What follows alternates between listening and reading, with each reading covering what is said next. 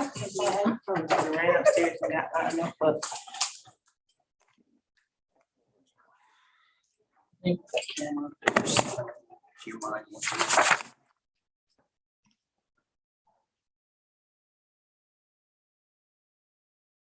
What? They're not being themselves.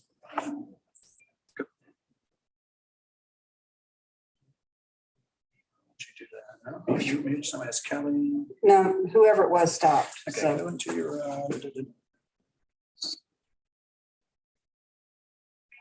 that's us.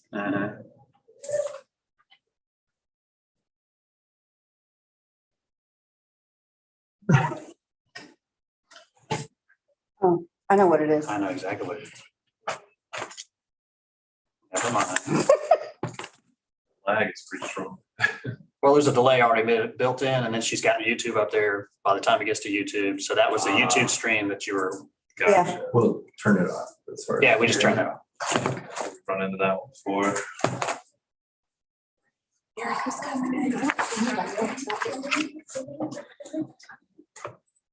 Hey. You sit here, you'll be on camera. Are You know you're gonna be on camera anyway. You can sit in here maybe and they can. Because I might step out. Well, how are you? Good. You're gonna try to keep that participant thing up the whole time? Or not? No, we don't need it up. Do you want the participant list viewable to the room? Yes. Just you giving up real estate. Yeah, I need to see it myself. Pop it out, but and then minimize it. That works. I just need to- Oh, you're saying, let's see who's in. Yeah, and then after I sit it. Draft.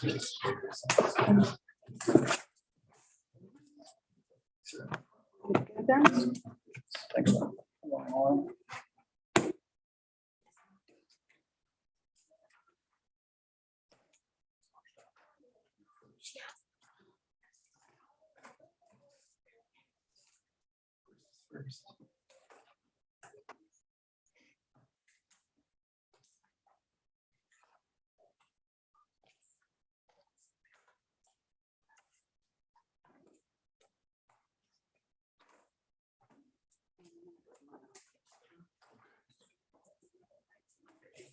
Well, it's on the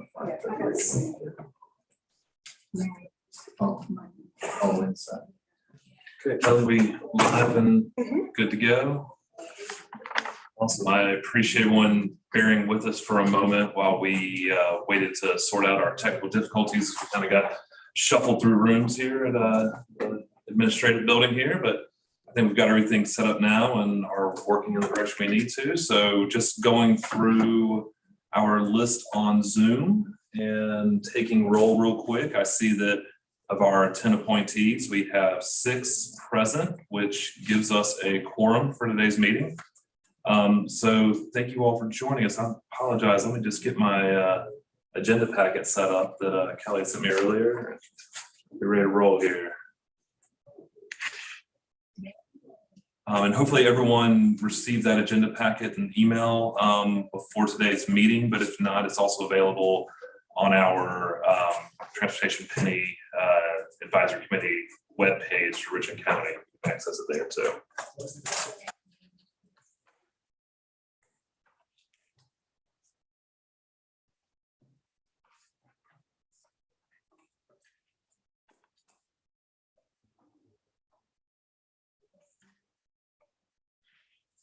Okay.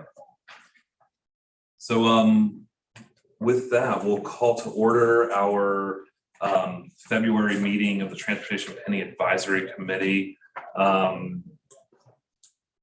Kelly, have we received any public comments that we need to review before we get started? Yeah. Nothing there, okay. We'll welcome Councilman Weaver to the meeting. Thank you for joining us, sir. Hope to introduce you to TPAC as you get your feet wet here with Richland County and everything. So thank you for joining us, sir. Good. With that, and noting our quorum today, I would like to seek a motion and a second to approve the October 17th meeting minutes. That was our last meeting with a quorum. Those meeting minutes I redistributed to everybody before, to our appointees before the meeting today. Do y'all see anything in there that we need to take corrective action on, or would y'all like to move forward with accepting those as presented? So moved. Second, Thank you, Mr. Black. And the second, I'm sorry, I didn't catch who that was from. Sean Greenwood. Thank you, Mr. Greenwood. With that, any objections to accepting as presented? Hearing none, we will approve those minutes from our October 17th meeting. Very good. We do have some committee business, but we're going to wait to the end of the meeting if that's all right with y'all to handle. And so with that, we can move to the Office of Small Business Opportunities. Good afternoon, everybody. Can you hear me okay? Hear you. Okay, good. My name is Erica Wade. I'm the manager for the Office of Small Business Opportunity, and thank you for giving me this opportunity to present our report on behalf of the Office of Small Business Opportunity. So I want to start with talking about the breakdown of our SLBE ethnicity, the number of firms that we have certified. As you can see right now, we have 116 firms. And in your package, it gives you a breakdown by ethnicity, and also it gives you a breakdown by gender. So you can see we have Asian, we have Black, Caucasian, Hispanic, and other, and it gives you that breakdown. I won't go through each one because it's in the packet. Also, I promised I wanted to give one update on our SLBE goal participation update. We do have a project that we just did a goal on, and that is Dirt Road Package O. The goal on that particular project is 12%. So I will send you guys an updated document to reflect that change. On last week, Thursday, let me go back. Total certified SLBEs by industry. So as you can see, I gave you the breakdown by ethnicity. I gave you the breakdown by gender. Here in this breakdown, it gives you the total certified SLBEs by industry. So for those of you who are new to TPAC, we certify in architecture, construction, non-professional, professional, and wholesale. And it tells you just how many we have certified in each one of those categories. For example, we have 7 businesses certified in architecture. Our largest is construction with 35, 9 in non-professional, and 56 professional, and 9 in wholesale. I know in the last report, I promised you guys our updated schedule. So on Thursday, we started off with our first workshop titled Good, Better, Different. The question is, what did you do bad? What did you do good last year in your business? What could you have done better? And what are you going to do different now? We had a very good participation on that one. We had over 61 attendees in person. It was on the 4th floor. And we just sent our survey out. And for the ones that we've already received back, we've gotten really good feedback. As a matter of fact, they want a repeat of that particular course or part 2 of that report. So as I said, we have 116 right now that's certified, but we have 9 businesses that's in the hopper that's waiting to be certified. So hopefully, fingers crossed, by our next meeting next month, hopefully we'll have all 9 of those businesses certified. Does anybody have any questions so far? Yeah, this is a great list of workshops coming up, March, April, May. I hope y'all are taking some time for some rest in here and to recoup after all these, because definitely a lot on the calendar for this next year on page, I'm sorry, I'm not seeing it on my packet here. Page 9. Page 9 of Page our 9. packet has that that calendar for next year. It looks robust. This is good stuff. And we're still filling in dates. Very good. No questions from me. Would anyone else have any questions for our Small Business Opportunity Office?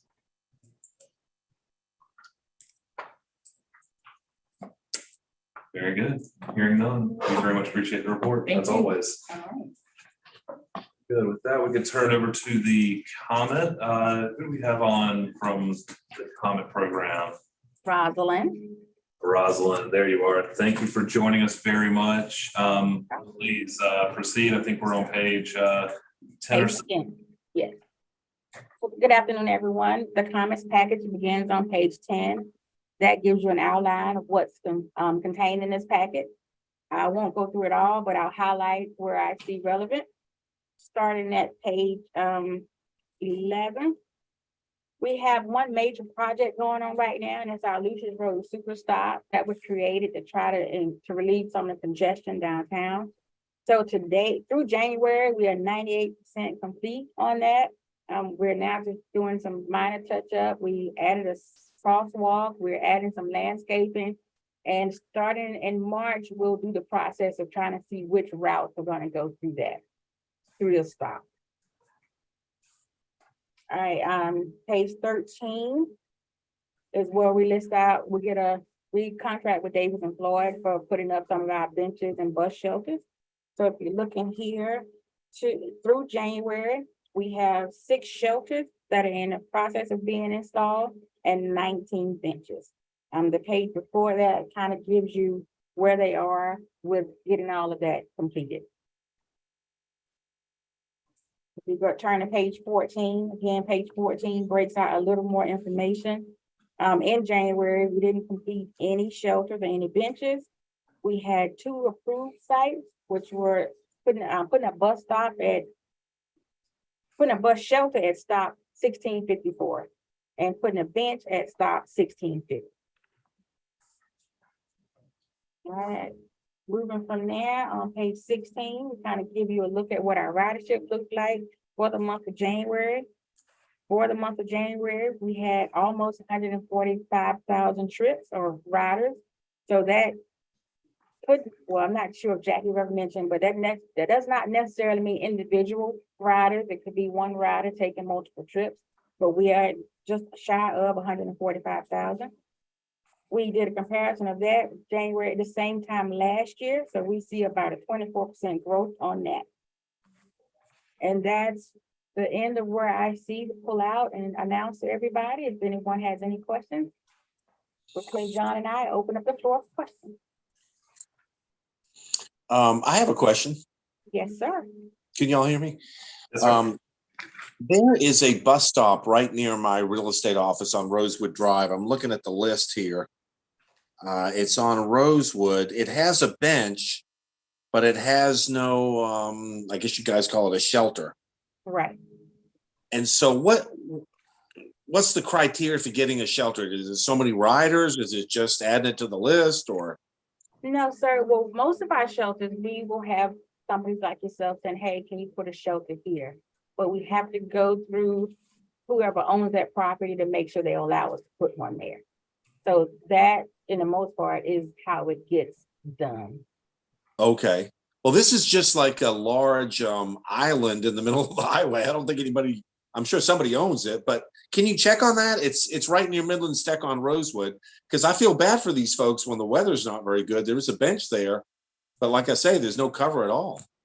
So Midland Tech near Rosewood? Okay. Yes, ma'am. I It's have looked where. at it. And some, like I say, and with some too, like I say, everybody wants a shelter, but we sometimes get a lot of people call in saying remove the shelter because the homeowners are making it their home. Oh, okay. Are making it their home. So we have to look into all those avenues. Okay, and I'm just curious, what does one of those shelters cost? I'm just curious. Depending on the size, you want to know the cost of the shelter or the install? Yeah, like what is just an average shelter cost? The smaller shelters are, I think, I don't want to lie to you, but I think about 30,000.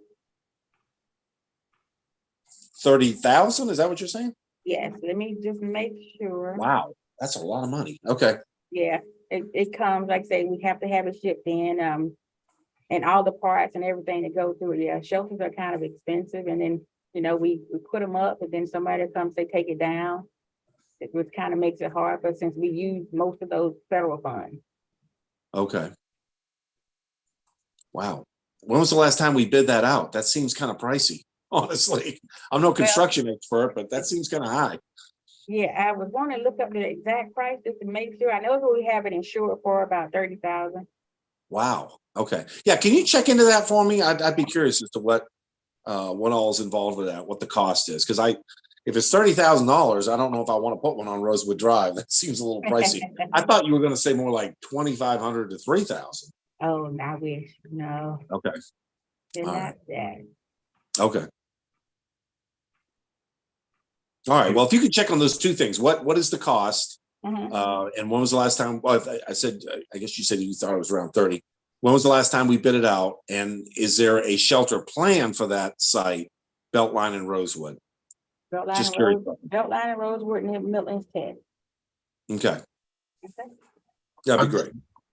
Those shelters, is that something that perhaps we could, or y'all could partner with like Richland 1 or Richland 2 or one of these like auto body type curriculum schools that teach welding and stuff like that? I mean, is that an option for something like that to save money and then actually have the stuff be made locally by students? So because of it sounds like a plan, but I would say because of the complexity that will be above me being able to answer. Like right now, depending on the design, like I said, they come in pretty much already, I'd say ready made to assemble. So we get them to like Brasco company, and where they buy them from, we don't know. So that would be a connection that we probably would have to make with Brasco. It just seems like if like Don was saying, if it's $30,000, it seems like for what I've seen, you could almost get 4 or 5 at least for that price.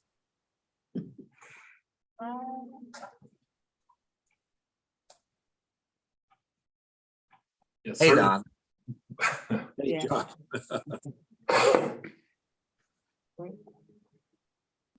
And Ms. Andrews, I'd be interested in that response. I mean, John, I'd be cautious to say that we should have students doing that. I'd be worried about the liability to the county to accept something that was done by a non-certified welder and that sort of thing, just to make sure that we're getting folks who are licensed to be able to do that kind of work. But still a valid point that we need to make sure we're being cost conscious with the implementation of those utilities. So I think it makes sense to look into it. And if it hasn't been bid in a decade or the better part of one, then we probably need to look at it again.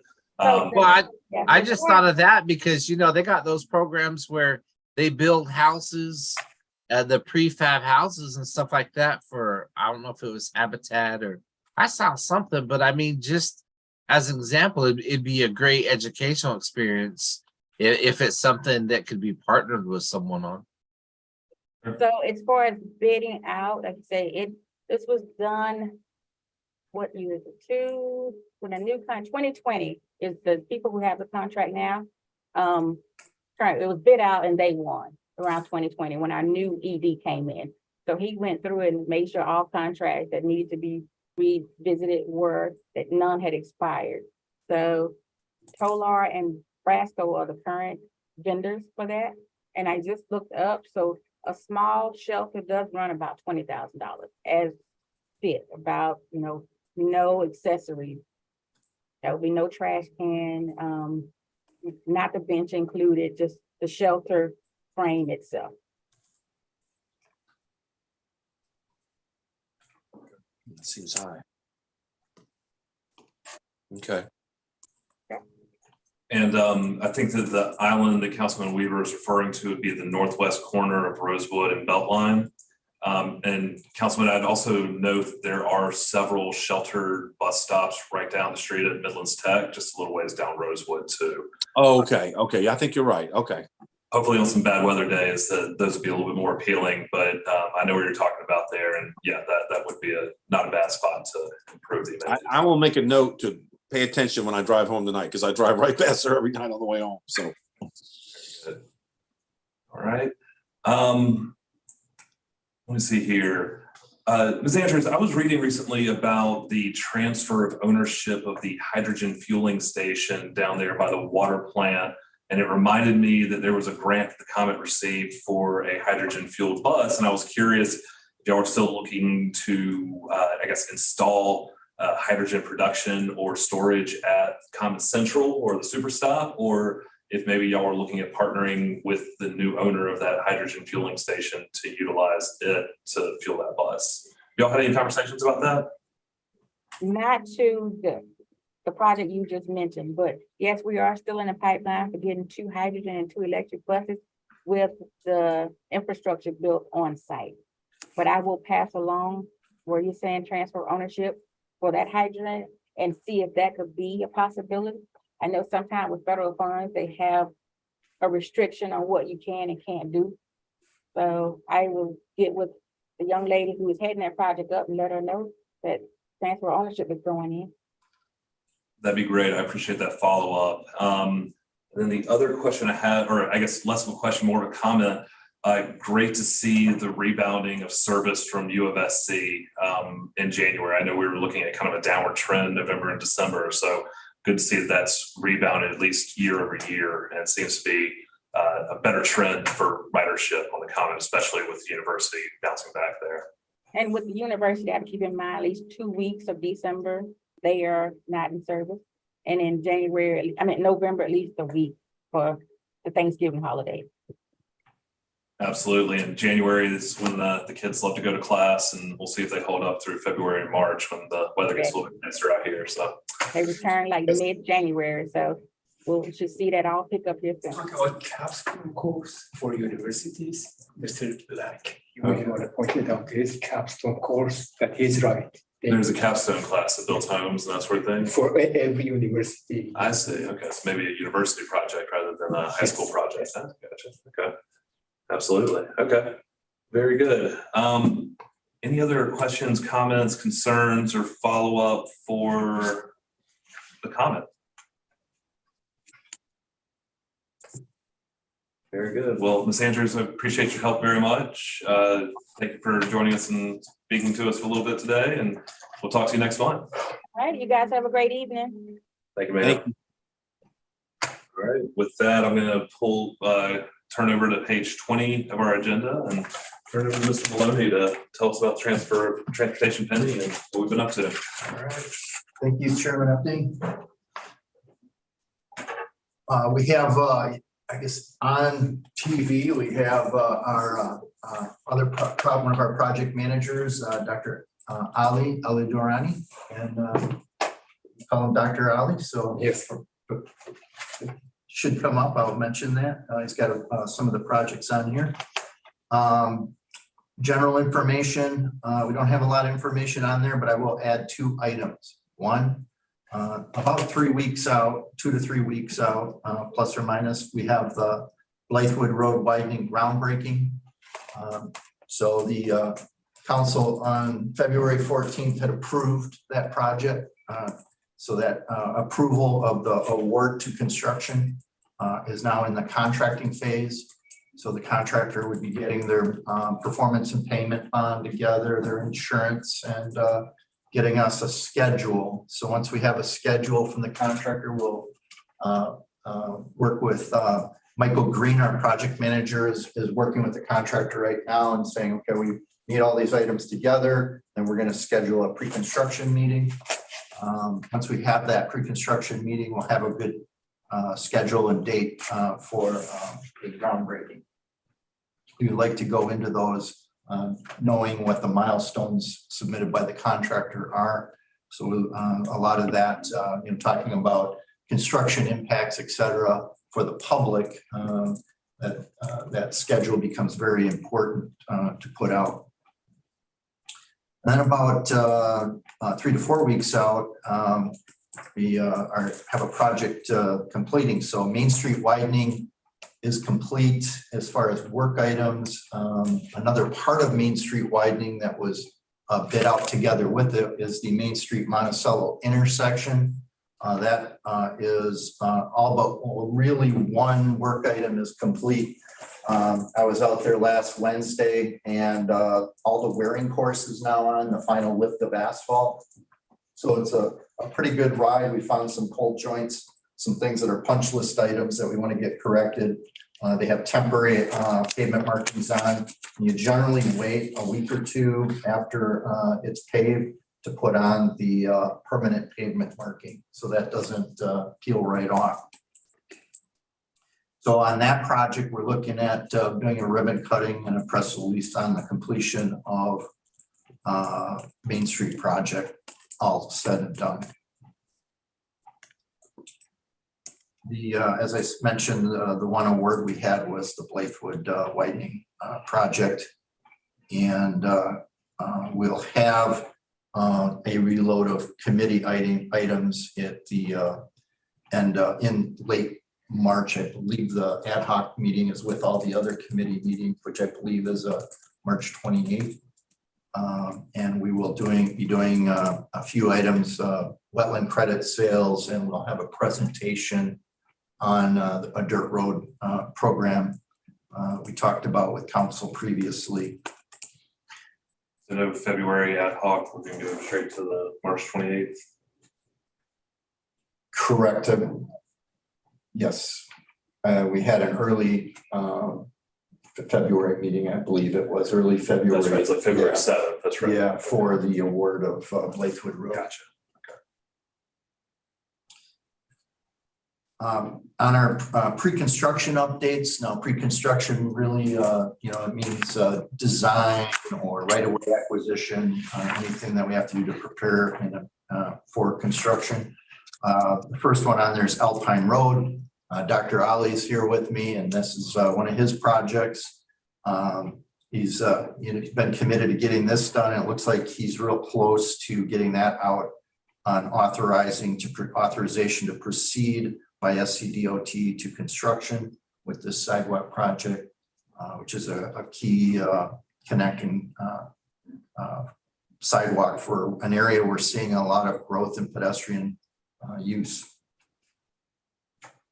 Atlas Road widening, also very close to getting to construction. We have kind of something I've mentioned before. City of Columbia Water has a sanitary sewer, and they were unable to acquire an easement.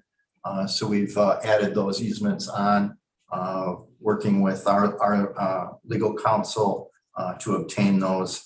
And it sounds like they're within a month or so of that. Transportation has also been working through a couple of railroad issues, and I think we've solved those as far as how we drain into an area where it's a railroad right away. So those are were the final items. We also have a wetland permit, which I believe we're finding out from our OET if that was approved yet, but it shouldn't become a critical item. I believe the critical item will be these easements that we need. Once we have those items in hand, we'll go, just like Dr. Ali there, we'll go to DOT to submit final plans with the ATP for construction. Bluff Road widening phase 2, 75 or 70%, which is kind of also like right-of-way plans submitted to SCDOT in December for review, awaiting comment. Blythewood Road area improvements. This is essentially two projects. It's kind of not, it says area improvements. It's not an NIP, but it was a project where we're improving and putting in sidewalk along McNulty, which there's a McDonald's on the corner of McNulty and Blythewood Road. And we'll be taking that on up and curving around to Main Street. I saw a couple challenges there. One, there's a business on the north side that has a lot of, it's kind of like the end aisles of a parking lot, but with using the road as the connector for that. So it's something that we're just going to have to deal with. I think that the DOT got back to us, and they may be reducing the semi-trailer requirement for that curve. We were concerned about the scale of that curve as far as the impact to Carolina Wings. And it sounds like that they came back and said, why don't you guys just use a WB50 trailer, which is easier to make that curve. And they want two semis of that size to be passing each other at the same time in the curve without any impact. So we have to take appropriate measures with the curvature and the land acquisition on that. The other project is opposite on the south side, which is Creech Road. There's a new hotel on there. And the hotel, I believe, had comments from SCDOT. So in Creech Road, there's an island that was put in right off of Blythewood Road. And so that ends up being a right in, right out only for that hotel that went in there. When they get back in, there's going to have to be some sort of turnaround. But we are extending the road. It'll be blazing new ground to get that over to Main Street. We're going to start, we're getting permitting now with Richland County. This particular road will be Richland County maintained. We will have at each end, of course, have encroachment permits with SCDOT because it connects with Main Street, Blythewood Road, which they maintain. And along that, we do go through a couple of properties, including a cemetery and maybe future use type cemetery, it looks like. So we'll be getting into land acquisition here very soon and putting our staff augmentation for land acquisition on that project. Broad River Corridor NIP is at 95% complete, and we start for the preliminary plans. And we did receive comments back in November 28th and November, and we're getting comments back to SCDOT. We're moving ahead with right-of-way plans that are about 39%, 40% complete. We did see at the dollar store there that there was a fairly big taking for some of the improvements, and we wanted the OET, the engineer, to scale back on that. And so does SCDOT. So the other project, Broad River widening, is at 60% plan development. That will be going in soon for the preliminary right-of-way plans to SCDOT. We are and have settled in with the idea that and have a sub-consultant working on the relocation of the 54-inch water line, which is a large, not only a crossing pipe, but it travels along the widening area for a few hundred feet. So both SCDOT and Columbia Water are now in agreement on that. It has to be improved. It has to have a bypass to continue to provide that large supply while we build a permanent solution.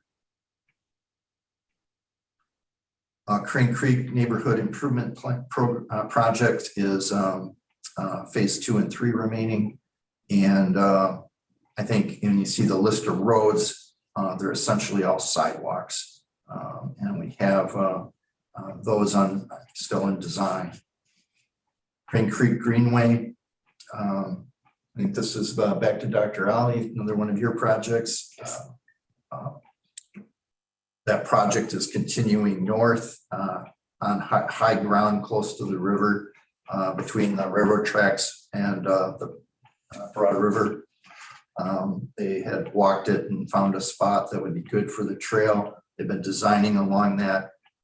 We're looking at putting a bridge across the Crane Creek as our northern terminus, and our southern terminus is where there's a parking lot, kind of a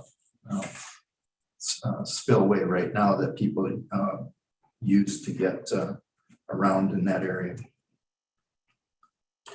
Dirt road evaluation continues on, and we do have a list of that in the back. We'll hit on that if you have any questions on it. Decker on page 21, Decker Woodfield Neighborhood Improvement Plan. That one, we had the PIM on Hunthead Road, and that'll be going to SCDOT for approval. Brookfield Chadsworth. Brookfield sidewalk, no problems. The Chadsworth connector through land that was bought by Richland County or donated, I'm not sure, but is in the hands of Richland County Rec Commission. We've gone through that. The plans look like they're at about 70% complete. 80% complete.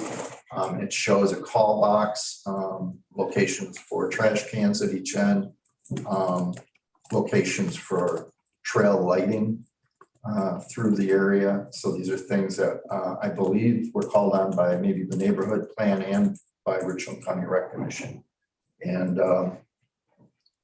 they have updated the agreement with one more ask in particular, which is Richland County funding of their maintenance. So that was a new item. So it's something I've got to maybe take back to ad hoc to review. Gills Creek Greenway. We are past preliminary and now developing the right-of-way plans on that. Midland Tech is on board with continuing the plan with their connectors. Yeah, Rosewood. Kelly Mill Road is a project that's been on our list, and you can kind of, when we go to our financial section, see we haven't spent any money on it. Being that the SCDOT is working on the intersection and working on Hardscrabble Road and the intersection of Kelly Mill Road with Hardscrabble. We wanted to get this project underway so that there can be coordination with SCDOT on that. Going down past the Lake Carolina Elementary School and then the middle school beyond that. The road is a 3-lane road in that area. And it looks like, based on the driveways and things we see in the almost mile between the elementary school and Hardscrabble Road, 3-lane widening would suffice to get the vehicles making lefts out of the driving lanes. So we started up that assumption with our OET to start design on the project and got them going under contract on that now. Richland County Lower Richland Boulevard, another one of Dr. Ali's projects. January 19th, we had the public information meeting at the Sheriff's Substation down in Lower Richland Boulevard. We presented the 1-lane roundabout that would be at Rabbit Run, and showed the kind of the staging of the widening of the project. Preliminary right-of-way plans also submitted to DOT 3-4 months ago. Okay, so some preliminary right-of-way submitted to SCDOT. Once we have comments back on that and approval of that, we can take care of right-of-way acquisition and keep that moving.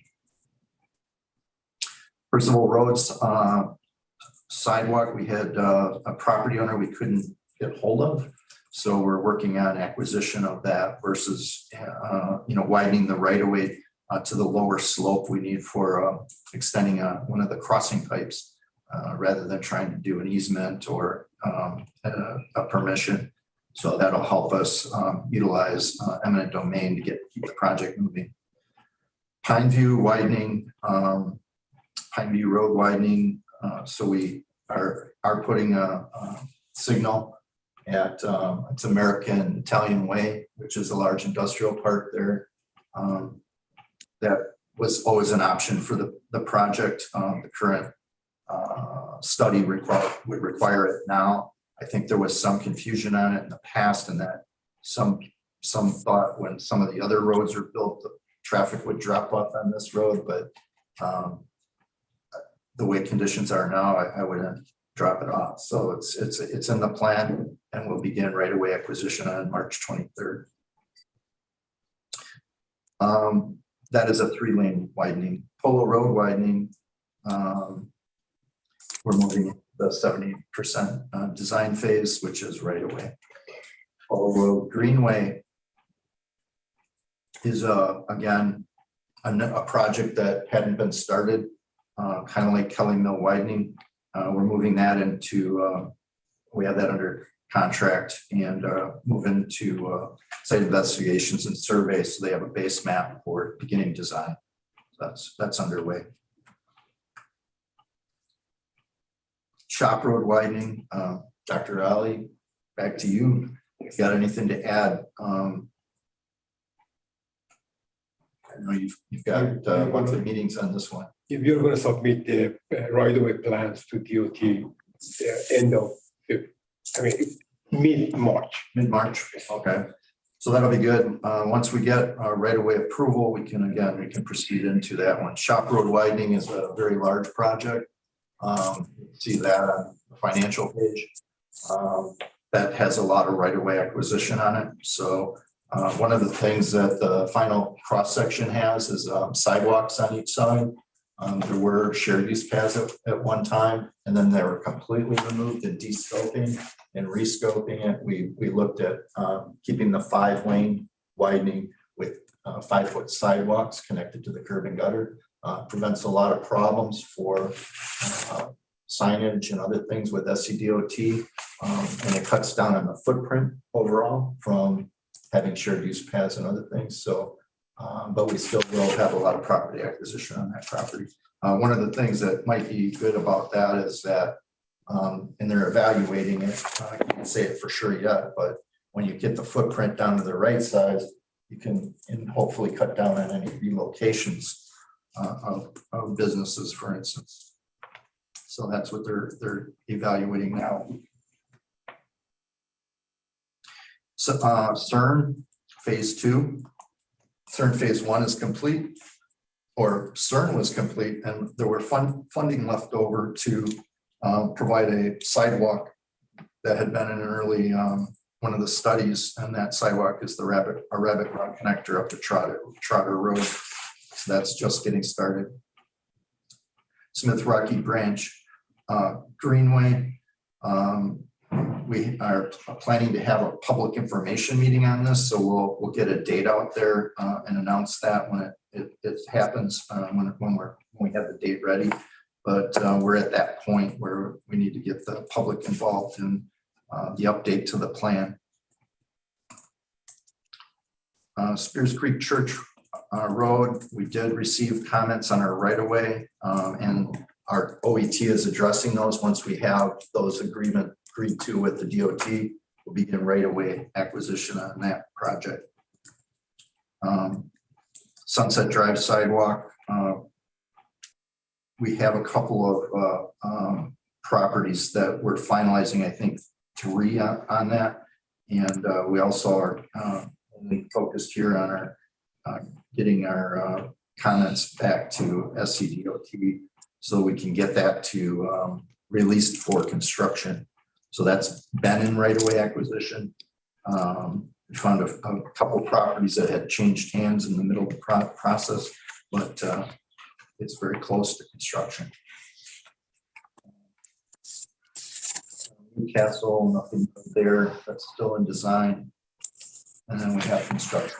Okay, we pause for a moment on pre-construction before we move on. Does anyone have any questions, comments, or concerns with that pre-construction update on page 20 and 21? A lot going on.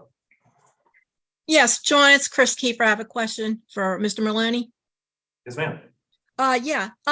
For the Kelly Mill Road widening, I know y'all haven't started that yet, and you probably don't have an anticipated start date on that, but based on the public, I guess it was a town hall held last week on a proposed residential development that's going to happen just probably just a couple hundred yards down the road from where you're widening it, where it connects to Hardscrabble.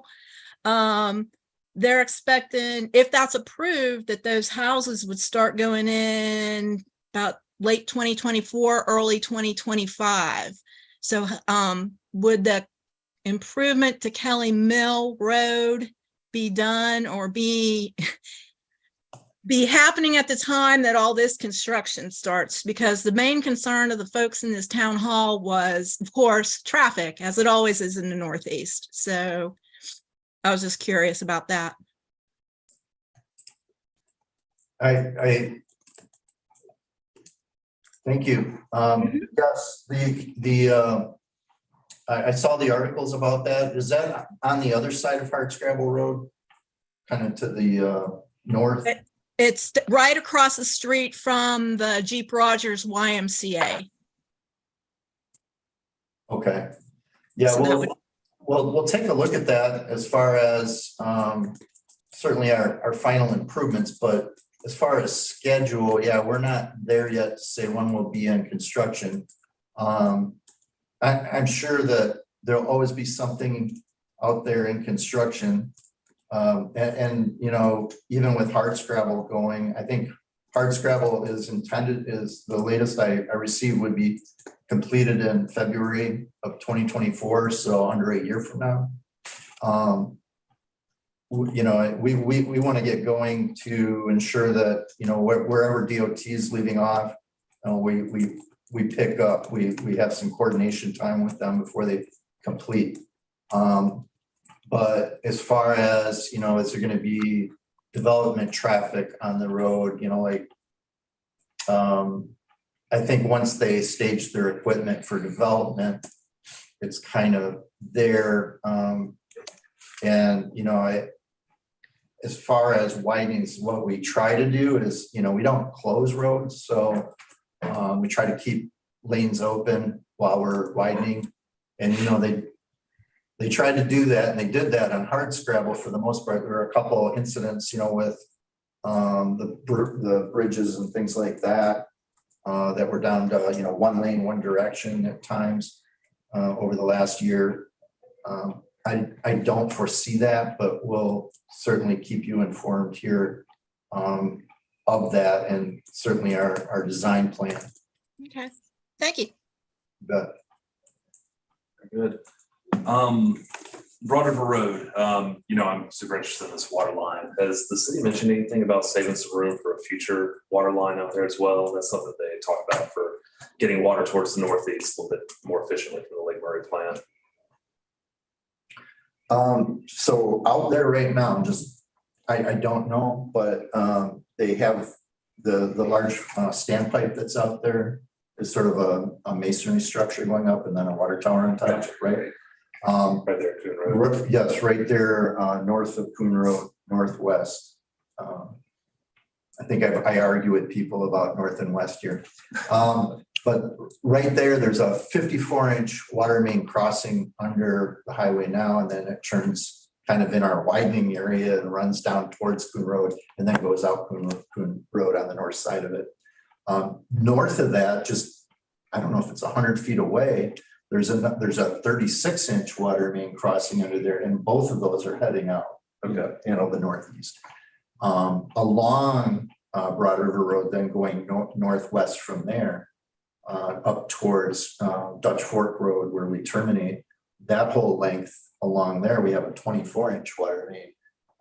And these are all substantial, you know, water supply improvements out there that we're going to have to work around, relocate, things like that.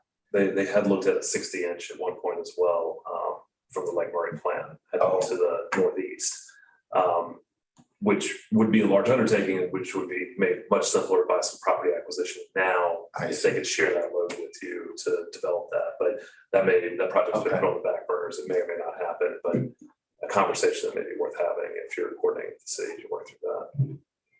Right, and so I can't tell you that right now off the top of my head that a 36 plus a 54 makes 60, but they do some cross-sectional area. I would have to do all that in my head, and you know, but they're probably, you know, diameters that I haven't, you know, had to do that with. But 60 is a pretty big pipe. So yeah, it's a lot. I mean, it's moving, you know, 40,000, 50,000 gallons a minute through there on one of them, and probably 25, 30,000 on the other. So they didn't want us to take either one of them down. So I think they're both working in concert to provide that necessary supply. Okay. Well, mission to the city's right away folks as well, or their relocation folks, make sure they're on the same page. Gills Creek, do we have new termini on that one? We're going from Divine Street down to Point Known, or are we still trying to figure out where the bottom end of that's going to be? That's McHale. McHale, okay. Yeah. Great. We did have a Green Waste Commission meeting, I believe it was last week. You know, there was some concern that we're not going all the way down to the next termini that we had talked about, but I know when we looked at that early as kind of being the base, point where you could put in a parking lot and that the city had concerns, like 4 concerns. One of them was building in the kind of the reclamation plan of the flood recovery area. So we currently don't see that we have budget to go that far. Okay. So and we discussed that with the committee, the commission, that yes, lumber's been up and it's come down, but we'll bid it out, and see where we come in. I mean, when we came in under on CERN, we were able to kind of do something else, but we'd really like to, keep planning what we have. And we also would also be funding taking it up to Fort Jackson Boulevard. Okay. More from a funding standpoint, and because the city would kind of work on that section with their street diet with that particular block. Okay. Good. How did the drainage work out on Shop Road? Were y'all able to figure that out and make DOT happy? And was that a complicated solution, or were they pretty reasonable to work through with that? I mean, with this new typical section, the OAT is calculating the drainage and the stormwater, and still we haven't got the result yet. I see. But the solution is we are going to confine it that we don't contribute to the existing. Okay. That's the plan in general, through retention, detention fund, and keeping it. Whatever we contribute, we keep it in the shop. Okay, so we keep that off of Shop Road so that we don't have to oversize the utilities to convey underneath. Okay. Very good. Those are my loose ends on pre-construction. Anyone else before we move on to the construction section on page 22? All right, please proceed, Mr. Maloney. All right, well, this is the exciting page. It's shorter. I'll be shorter, but it's still quite a bit. And so this all represents contractors that work out there right now. So I guess almost with Blythewood Road widening, they're going to be out there in March. So they're looking forward to getting going on that. Bull and Elmwood intersection, as you've seen the barrels or certain changes in the viewscape out there may have changed. A lot of that happened at night. As we indicated, it was bid out for night construction. Dirt road package M and N. It's completed on M, so that's a substantial completion and into closeout. Dirt road package N, we started in January with Cornell Adams, and then you have 2 other roads going after that gets to a certain point. So that'll be fully completed in October. Garner's Ferry Harmon intersection is under construction. They're getting gas lines and water lines under the, they have to be bored. So they're boring under both Garner's Ferry Road and Harmon. And that's moving along. Innovista Phase 2 is complete and just in closeout, paying the bills, so to speak, as they come in from all the utility and railroad work we've had done there. North Main Street. And of course, with Innovista Phase 2, the city's very interested in hearing, how much is going to be remaining for Phase 3. So we're working that out. North Main Street, as I indicated, we'll be doing a final inspection on that coming up. We'll have the thermoplastic pavement markings down in a week or 2. They're doing, I noticed, stamped colored concrete, or excuse me, stamped colored asphalt for some of the crosswalks already installed, and they're working on that. Then we get into Dr. Ali's forte again, resurfacing. It's another one of his areas. We've got resurfacing package RS&T. R is going through its punch list, and S&T just started in January. One of the projects in T is Mountie Road, which is one of the kind of busier county maintained roads between Bluff and Shop Road. So I attended the meeting with the Chamber of Commerce and got to meet the personnel that kind of run the facility for Tyson Chicken there in the corner, and they were real interested in the goings on of that. And so we're going to be moving on that. And I think you, Dr. Ali, was working on an area where we're going to be doing sort of a reclamation of the asphalt out there into the soil and mixing it, and then putting asphalt right down in a kind of a train operation with cement mix. That'll be the area from Bluff going towards the first railroad track crossing. Screaming Eagle Percival, they're working on the new roadway section where the road kind of used to go off at an angle. Now it's going up to form a nice T intersection, which will be signalized. They crossed some poor soils, and they're working out the subgrade fix for that. Three Rivers Greenway Phase 1B is complete, and we're just waiting on the as-built. So those are the projects that are in some form of construction. Very good. Want to go ahead and cover your upcoming solicitations, talk about those, or? Yes, excited about Dr. Ali's report on Alpine Road. We also have the sidewalk there on Percival Road, Sunset Drive, very close to construction, and then Atlas Road widening. So those are projects we look for spring solicitations, awarded contract. Exciting times. And then anything to point out in the financial summaries? We do have, of course, all of our dirt roads listed below to make sure we're tracking those. And then financial summary coming out to zero and balancing like we expect and looking good. Yes, sir. We're not trimming any projects or anything this month. Not trimming anything. I just, thank the county council. They were able to put funding into reserves so we can kind of be prepared for, some inflation. We've looked ahead at all the projects we have remaining, added 20% inflation to the numbers that we would have in the current approved estimates. And we still had reserves remaining. So that hopefully some of the new projects that we were talking about kicking off, we didn't see really good budgets sitting here for them, but so they could be higher than 20%. Good news is they're smaller projects, and that Blythewood Road, for instance, a larger project that came in at $10 million.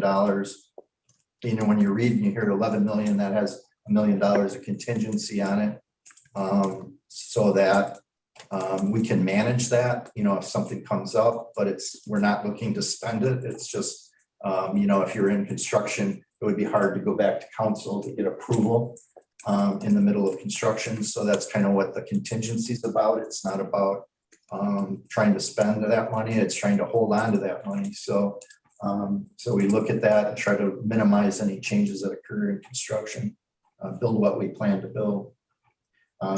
There's times when we run into unforeseen conditions, with the soils or the utility not where it was planned to be, or found to be in the plans. And, we can have those change orders that do happen, but we keep the scopes tight and within the original design. Very good. Smart move, maintaining that contingency. It gets utilized more often than you'd like to, I'm sure. Any questions, comments, or concerns on construction, upcoming solicitations, or the spend? I had. So Oh, go ahead. go ahead. Oh, I'm sorry. I just had one quick question, Mike, on the Percival Road sidewalk. That's an issue near and dear to my heart. You said there was one owner you couldn't reach. How long will the condemnation process slow things down? Is it a few months? Is it 6 months? Well, we do have a retained outside counsel to help us move it along. They have to, by statute, have a 30-day notice to the landowner. And, you know, and from that point, then, I think on this one, I have to check and see if we already have the appraisal that they can use. That can slow things down about a month. Getting, Okay, so we're not talking about a long time. Okay, that's good. That's all I had. that's about it. Thank you. So as it relates to Eva Prelo, so as it relates to slowing things down, Mr. Maloney and I talked, was it last week? I believe it was last week, about right-of-way acquisitions for property owners that live on dirt roads. And one of the big hurdle of slowing things down is obtaining the right-of-way. And so Mike and I talked about the perhaps holding a town hall meeting in District 10 and 11, and perhaps Blythewood. I'm not sure which other areas may have large portions of dirt roads that require, you know, the process of acquisitions to pave the roads or whatever the other criteria is. So I'm not, Mike, so will that take council action to set up town hall meetings just to educate the homeowners that we're not taking your property? If they understand the benefit of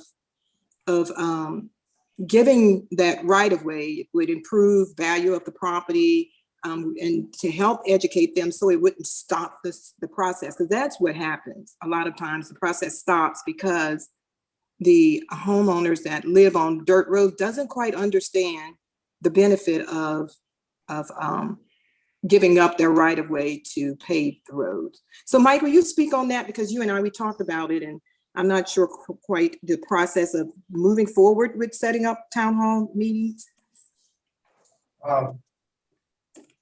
No, I don't believe setting up town hall meetings would require council approval. You probably would want, you know, council representation there to, you know, work with on that.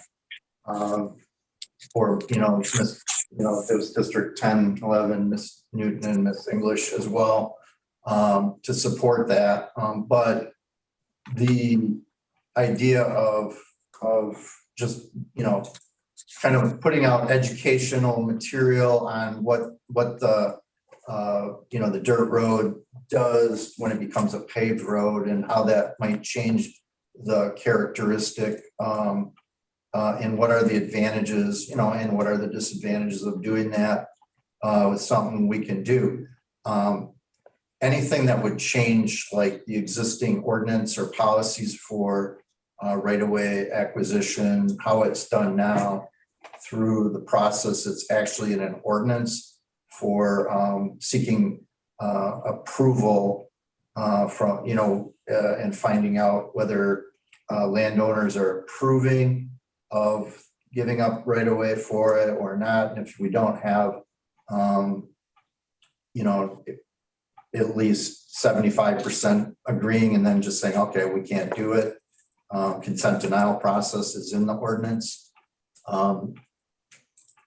What we found was with that, you know, if nobody responded, it was considered consent.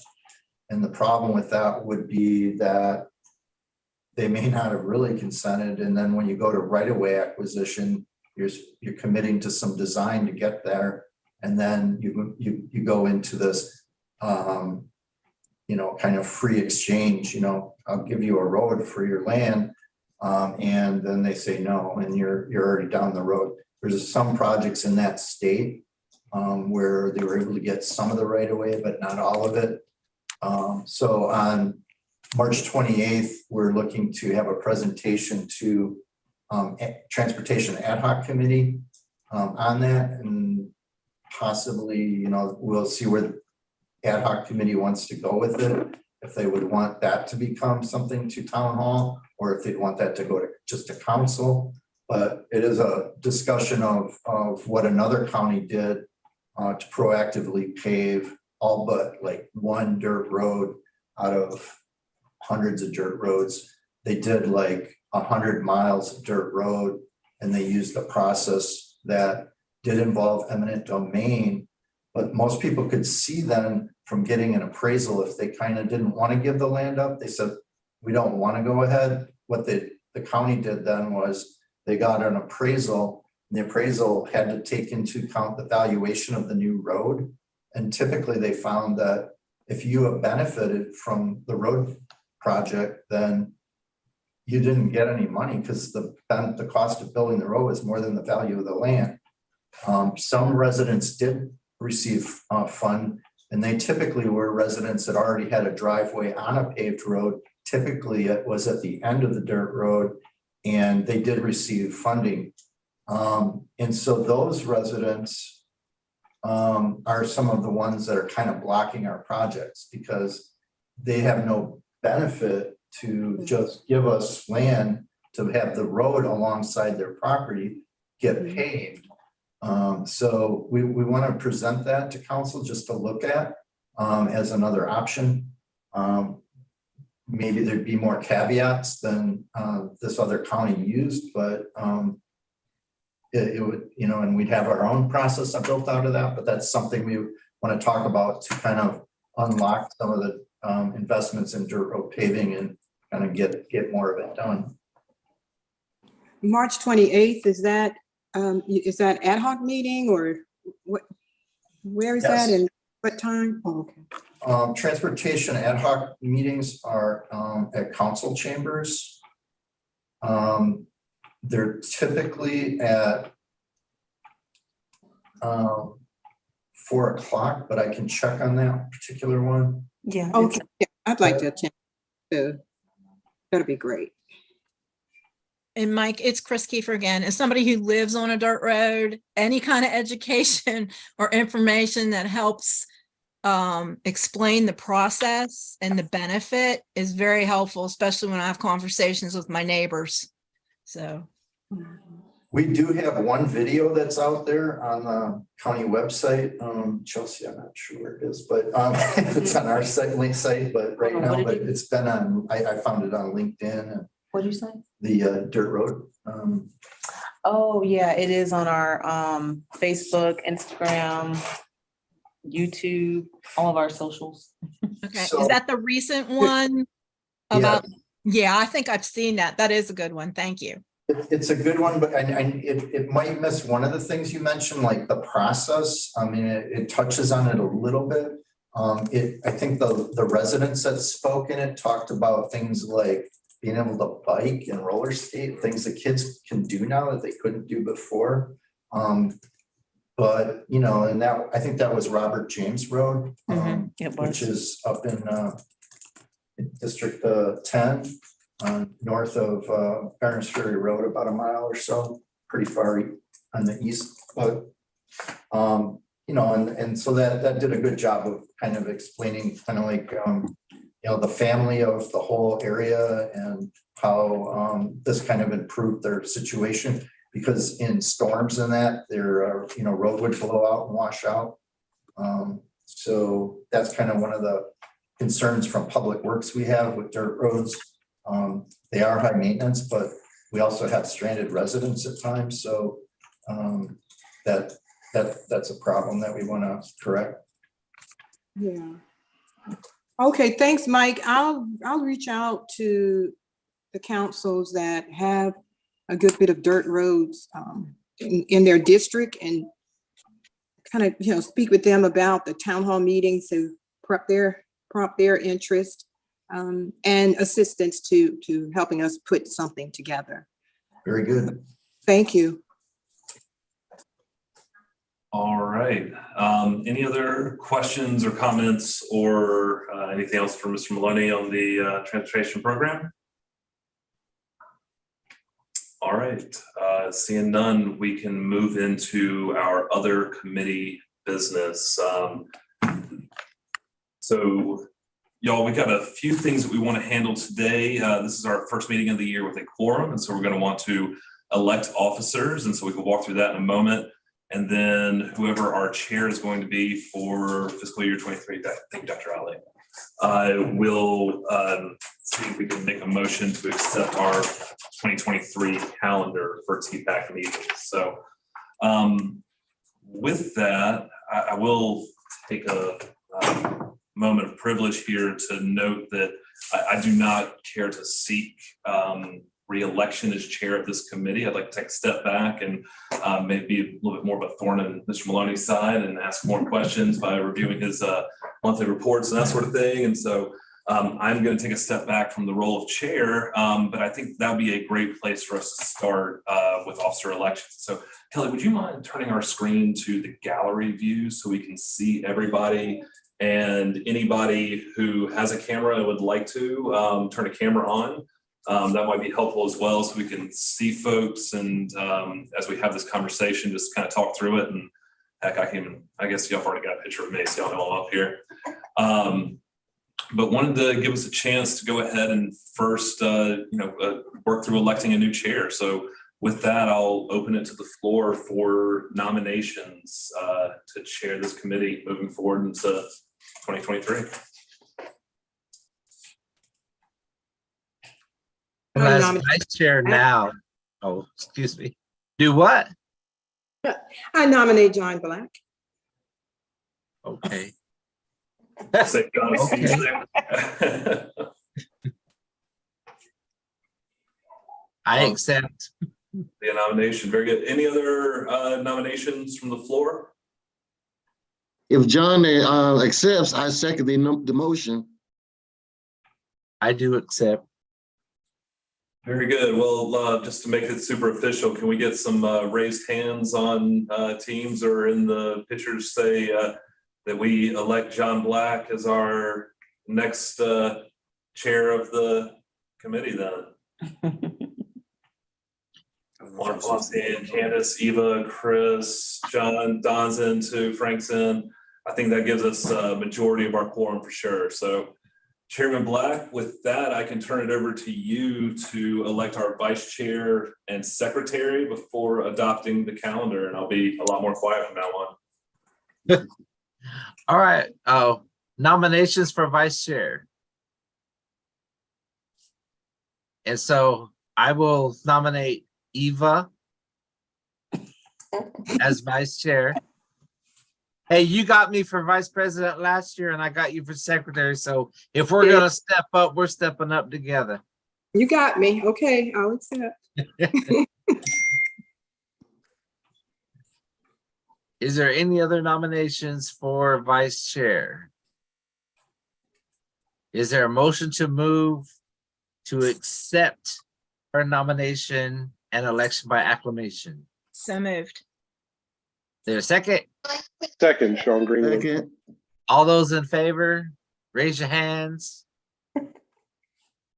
Fingers, thumbs. Congratulations, Madam Chair. Thank you. All right, now for secretary, nominations for secretary. I think Frank wants to get in on that. No, thank you. Frank has been a member of this committee about 5 or 6 years. I'm ready for someone to replace me. Oh, Lord. Chris Kiefer? Yeah, I might be interested in that. See your hands. Any other nominations? Yeah. I don't know if she was like saying she wanted to do it or if it just never went down. Say that again. We noticed Chris's hand was up on the screen. Oh, Up and down. gotcha. I move that we accept Chris Kiefer as our next secretary. It's moved. Is there a second? Second. All those in favor say aye. Aye. Or raise your hand, thumbs, fingers. Well, not your fingers, but your thumbs. Congratulations, All right. Madam Secretary. All right. Thank you. All right, and the what was it? The 2023 calendar. You sent that out, John? Yes, sir. I have to say, today was probably the first time I was actually able to open the PDF file for the entire packet. For whatever reason, usually the agenda page, it never shows up, but today it did. Oh, la, la, la, la. I'm trying to find. I know I saw it.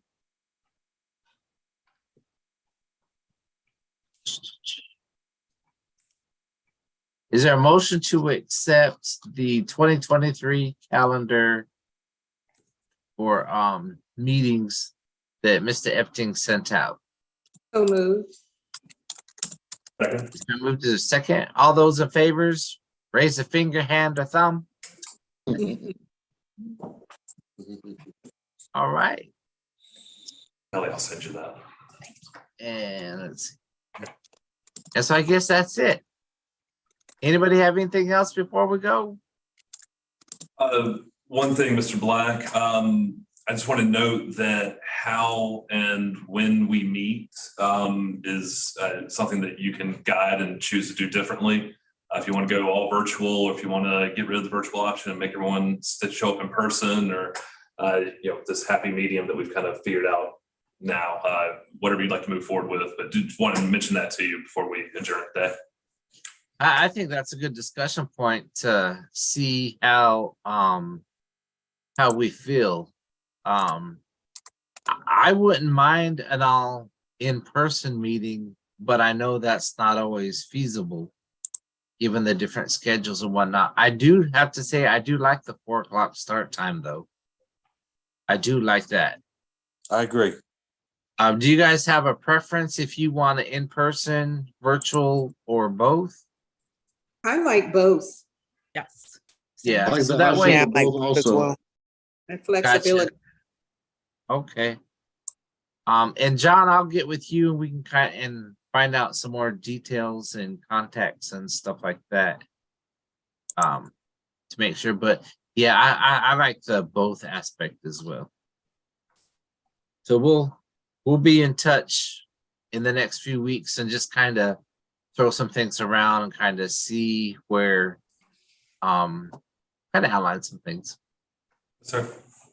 Anybody have anything else? First, I want to say thank you to John for his years of leadership. Yes, thank you, John. I'll try to fill those shoes well. Yes, sir. You're off to a good start.